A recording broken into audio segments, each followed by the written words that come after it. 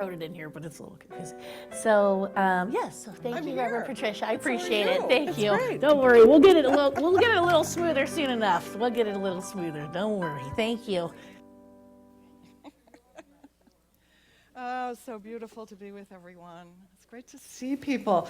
We have some people who've been healing, massive healing going on in the community, and so it's beautiful to see Beverly back, who's got new shoulders, shoulder action. Let's keep it calm. And also our wonderful Elaine, who's got her knee and leg moving again. God is good all the time. So it's great to have you with us. We see the healing power of prayer, which is a big part of Unity's foundational teachings and the truth of who we are, that we have this opportunity to connect heart to heart in such a way.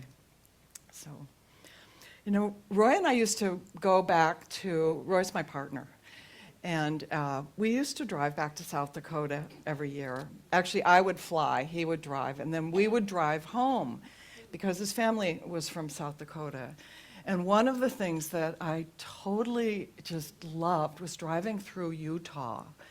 I don't know if any of you have been in Utah, but I have in my mind these aspen groves that were up on the hill in the valley.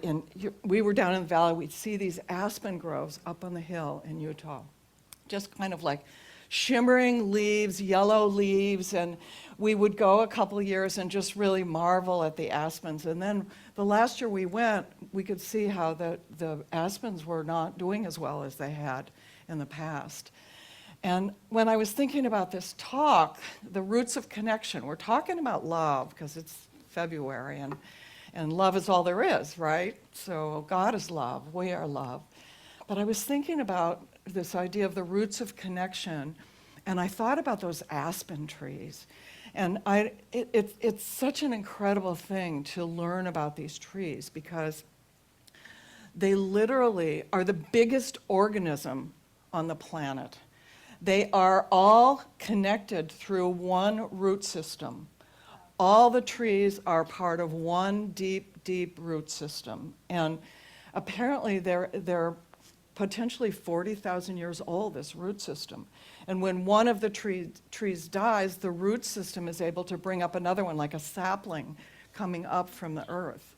It's a huge, huge root system. Each of the trees carries the same DNA. Such an amazing, amazing thing to be aware of. There's also something on the planet called mother tree. Have people ever heard about a mother tree, what a mother tree is? Anybody? One back there, one person's heard about a mother tree. Apparently, mother trees are connected in the forest. And a mother tree is the one major tree that applies and provides the most nutrients to all the other trees in the forest. And it doesn't mean that if it's a redwood tree that's the mother tree, that she's just feeding redwoods. She's giving nutrients, she's giving carbon, she's giving energy to all the other trees in the forest.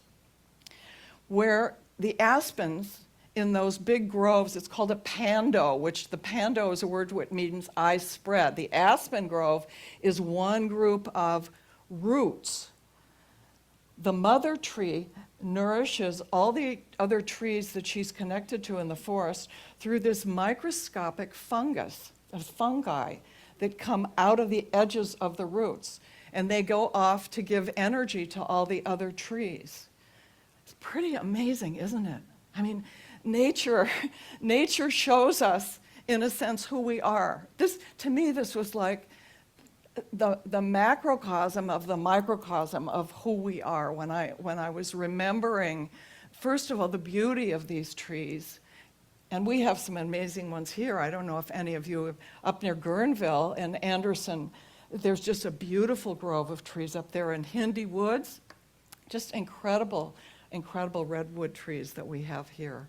And all this reminded me of what I believe was the teachings that we're being called to, the teaching that came through Jesus, and then how we understand them in our Unity student discovery of the truth of our own journey, our own spiritual journey. Because we always want to be reminded in unity.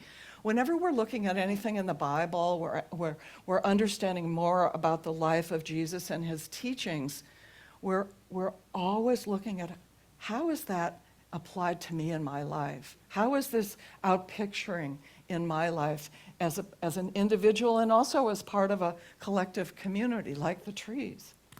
So I was thinking about, Jesus and when the Pharisees, Jesus was constantly disrupting the Jewish leaders of his time. And one of the Pharisees, who were like the lawyers, they were sort of the legal eyes of the church. They were priests, but they were the ones who were, the letter of the law.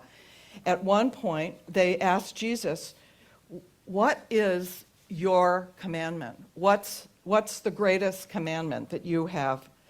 And what Jesus said was, "The greatest commandment is to love the Lord your God with all your heart, with all your mind, and with all your soul, and to love your neighbor as you love yourself."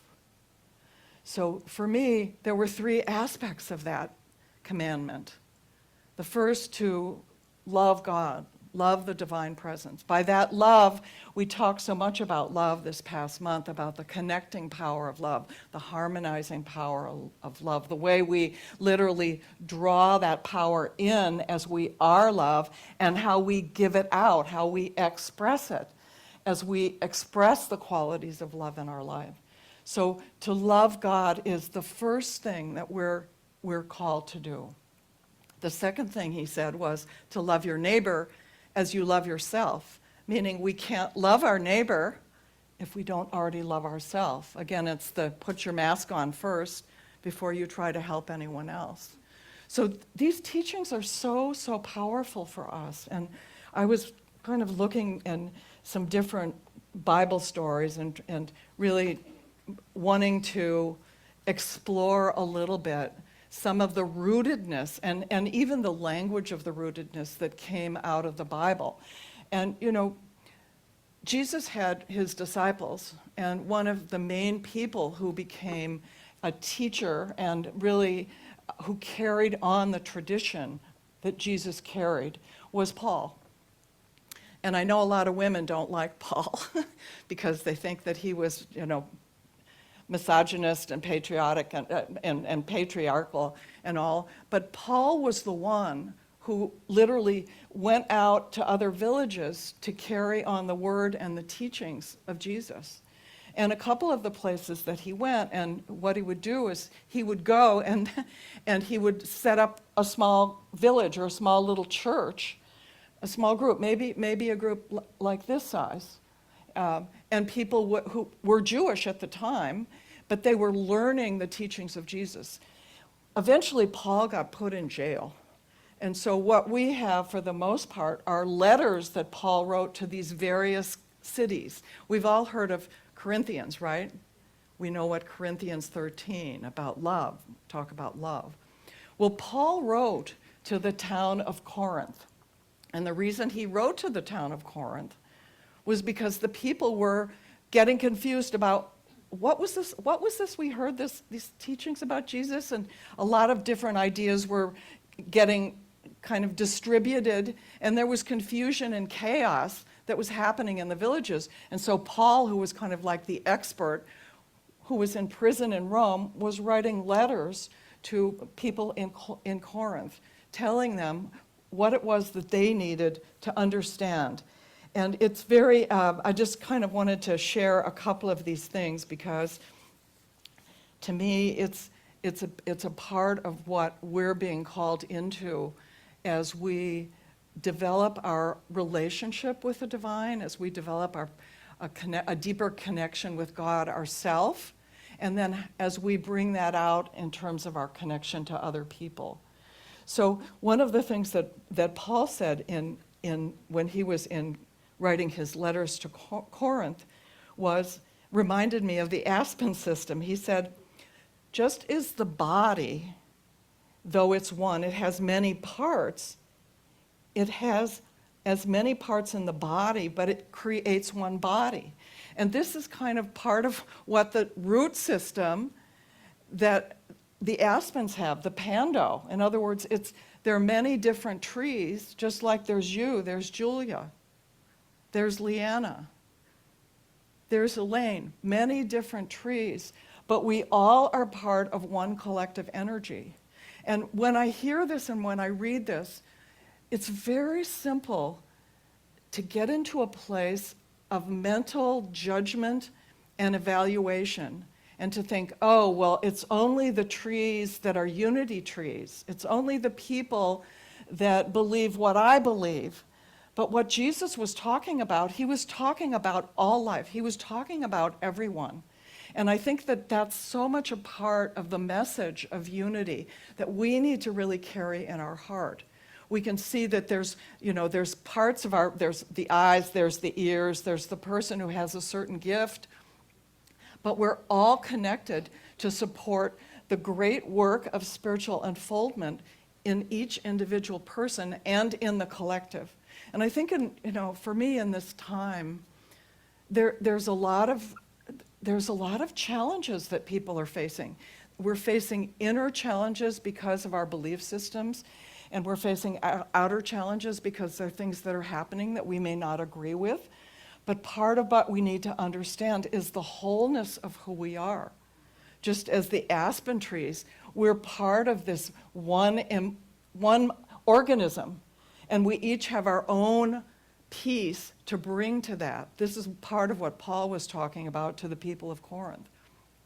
He went on more directly to talk about the different spiritual gifts that each person has, and how like Kate has the gift of song. And I said, well, we really wanted you to would you consider being on the platform? She says, that's not my gift. Different people have different gifts. And we want to understand that that's part of the truth of who all of us are, all the time. There's another city that Paul went to, and later when he was incarcerated in Rome, he was writing to this group, and this was Ephesians, to Ephesus. He was writing to Ephesus because they too were having challenges. And what he said to Ephesus was that the Christ, now when we say the Christ, we're not talking about a person.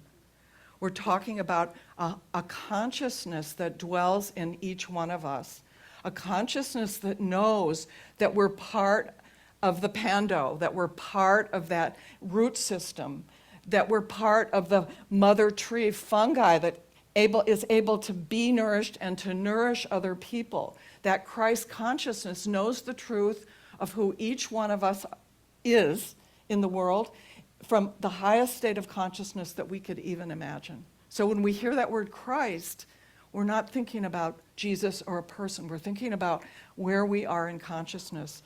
He says, this consciousness may dwell in your hearts through faith. And I pray that you, being rooted and established in love, may have power, together with all the Lord's holy people. The Lord's holy people is the wholeness of who we are. It's the oneness of who we are. It's all life on earth, people, plants, Mother Earth. And that you may have power together with all the Lord's holy people to grasp how wide and how long, how high and how deep is the love of Christ, is the love of that Christ consciousness. It's super powerful. I have to admit, I was digging for words. I was digging for words that would be like root, like plant. But they were there because I think it's part of what we're being called into when we begin to understand how everything in our life is a mirror for this inner journey of who we are. And so this idea of to love the Lord your God, how do we love the Lord our God? How do we do that? We do that in our prayer time.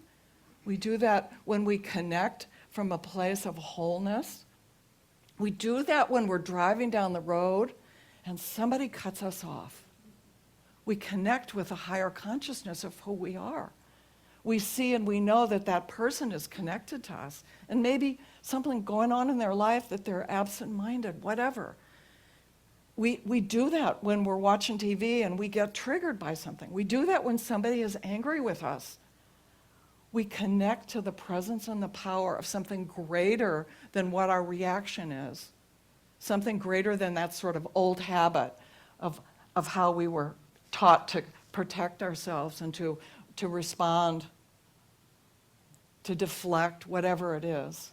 We remind ourselves of the truth of who we are, that there is this deep-rooted connection that we have with all life. And that not only do we have that connection as a body, collectively, not just those of us who are here on Sunday, those of us who are part of Unity, those of us who are part of any sort of new thought, those of us who understand the teachings of Jesus. It's those of us who understand the Muslim tradition, those of us who love the Hindu tradition, those of us who know and honor the indigenous peoples. This is the oneness that we live in, that we move in, and that we have our being in. And the more we as Unity students can continue to expand our awareness of that connection, whether we do it by being out in nature and feeling the power that's there, or we do it by being present to somebody who needs a listen, People, you ever been around somebody and you just feel that person needs a listen? They need to be listened to. That could be the greatest. That's like your little micro fungi getting out there. We can give these gifts out in the world in such incredible, powerful, and subtle ways. And this is what Jesus is inviting us to do, to love the Lord your God with all your heart, with all your soul, with all your mind. That includes that body. And to love, to give that love to others as you share it and give it to yourself. So feeling about that, and just invite you this week to be aware. Be aware of the pando. That's the aspen grove called the pando, I spread, of the roots that are so deep in your world. I mean, I could see a row right over here, a family, how powerful that is. And be aware of those micro, the word I couldn't remember how to pronounce it. I printed it out. It's called, I'm going to find it. Mycorrhiza. Mycorrhiza, because that includes the fungi and the rhizomes, which are the roots. Very, very powerful. It's like an underground fungal system. It's kind of like the inner workings that we have in our heart and our connection in our souls, that we can use that energy. So let's take a moment and have a little quiet time. I invite the ushers to turn our lights down. Yeah.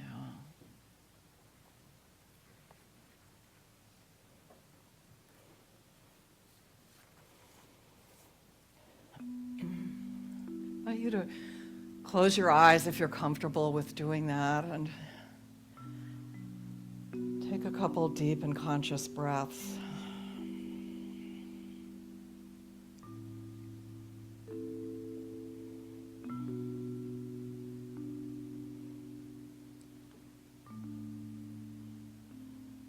Jesus shared the story of the tiny little mustard seed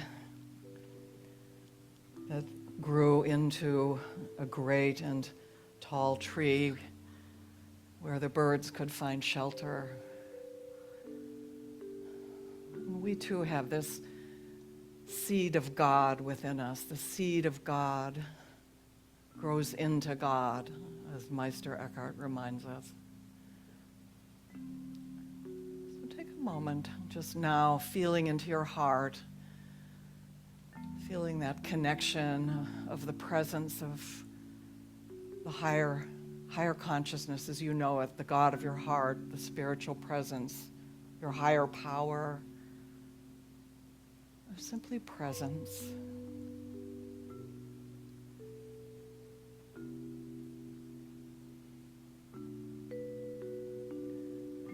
feel into your heart. And as we're reminded by Jesus, the commandment is simply to love the Lord your God, to love that presence, to love that power, to know that it is moving in and through you in all moments. You share that DNA, just as the aspen trees in the Pando. You're part of the oneness of creation, ever new, creating moment to moment.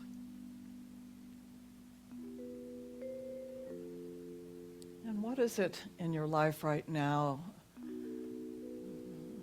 that you're called to be or do to love yourself more?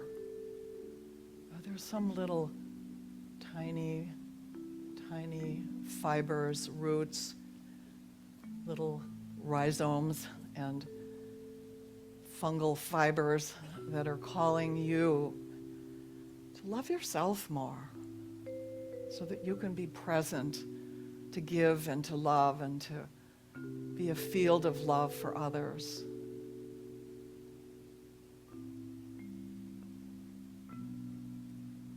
Perhaps taking time to rest, to be a spiritual being instead of a spiritual doing.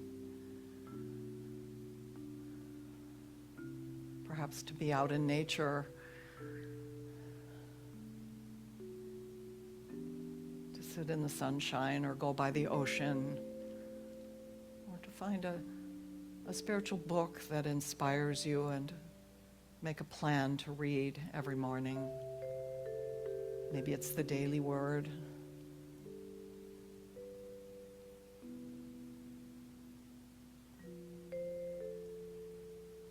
We're called to nurture ourselves as spiritual beings.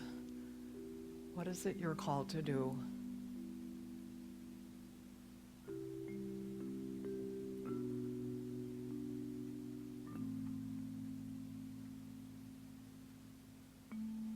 And finally, how is it that you can be a blessing in the world, perhaps in your family and the work that you do in the world?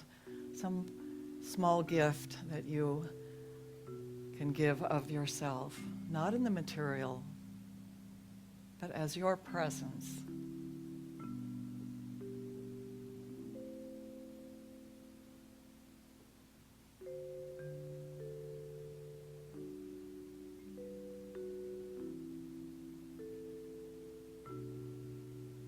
We thank God for the deep roots that are part of our lives, for the families that support us and hold us and love us dearly, whether near or far, for those who've come before us, created a sacred space for us to thrive and grow in consciousness and in body.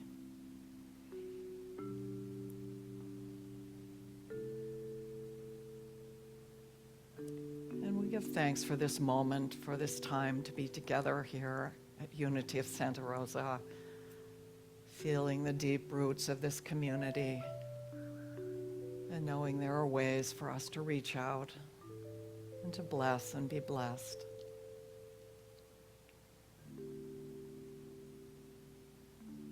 For the gift and grace of this time, for these deep awarenesses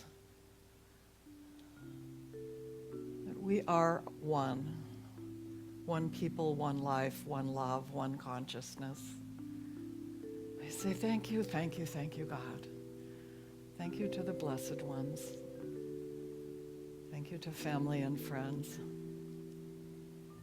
And taking a deep and a conscious breath, as you're ready, you could gently bring your awareness back into your physical body and gently open your eyes.